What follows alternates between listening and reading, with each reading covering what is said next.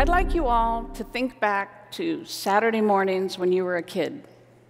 Some of you may remember Schoolhouse Rock. You know, how a bill becomes a law. You know, I'm just a bill sitting on Capitol Hill, and someday I really hope to become a law. But it taught us it's a long, long process. Today, I'd like to talk to you about 3 bills that recently made it through that long, long process. And they demonstrate a trend that focuses on the importance of data and openly sharing it. You may remember in 2018, the Geospatial Data Act became a law. And just earlier this month, with the President's signature, so did the Open Government Data Act. And with the same stroke of the pen, so did the Foundations for Evidence-Based Policymaking Act.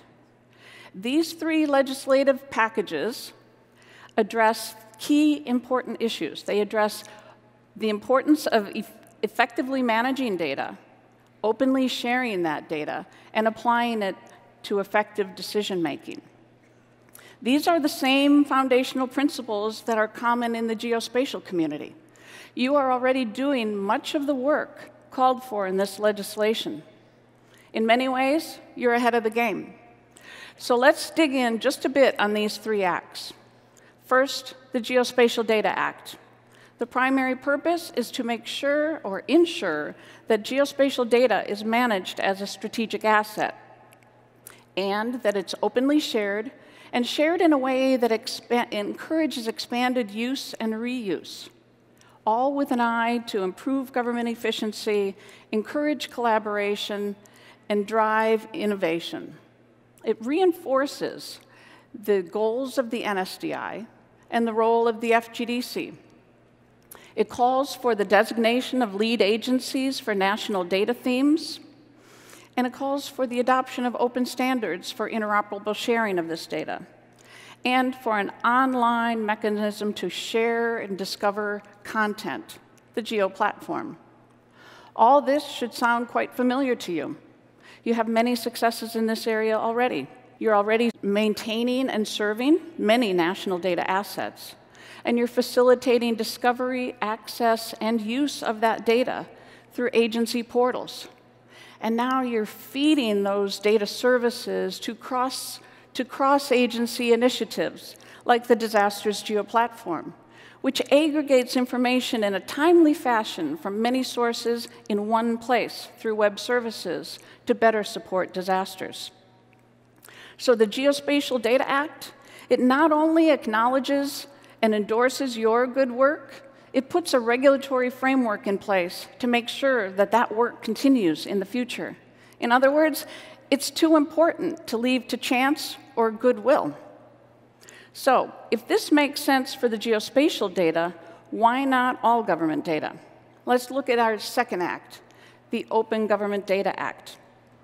This follows many of the same principles, but expands the scope to include all types of open government data. And it calls for it to be available in machine-readable, standards-based format, much like you were doing with your geospatial data now through web services. Through the Act, agencies will be asked to create comprehensive data inventories, which will then feed into a government-wide data catalog. All data will be open by default. Each agency will designate a chief data officer to facilitate and manage, coordinate data management across the agency, very similar to what your GIOs do now for spatial data. Again, there are many successful examples already in this area. Many agencies are using Esri's open data tools to power their enterprise data catalogs, and then federating that data now to cross-cutting communities of interest, like the public safety community, reaching all the way down to local public officials, and the UAS or drone community. The Open Government Data Act will vastly increase the amount and the usability of data, and it will modernize the way we interact with that data. It will create new opportunities for us both inside government and outside to spur innovation and fuel economic competitiveness. These three acts, or these first two acts, focus on opening the data, which creates the foundation for the Evidence-Based Policymaking Act. And you've seen the pattern, so let's cut to the chase on this one. For this one, Congress has acknowledged they understand the importance of government using data to drive decisions and create effective policies. So they've now crafted this legislation to make that a common practice. We can look at HUD and how they're using data, analytics, dashboards to identify trends and to visualize hotspots, all to help address the growing problem of homelessness in our country. And through the Evidence-Based Policymaking Act, Congress really has set a higher expectation for how government agencies will use data to drive decision-making. And you are well positioned to be leaders in that area. I know policy is not the most exciting topic. You don't all get excited about it. But the vision laid out in these three acts really is important. It has the potential to bring about a smarter, more efficient government, one that properly manages and openly shares and effectively uses data to drive decision-making. And as Schoolhouse Rock has taught us, it's not easy for a bill to become a law.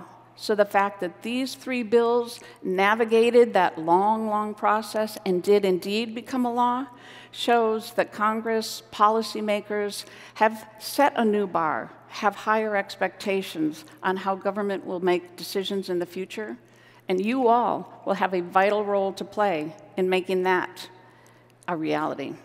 Thank you.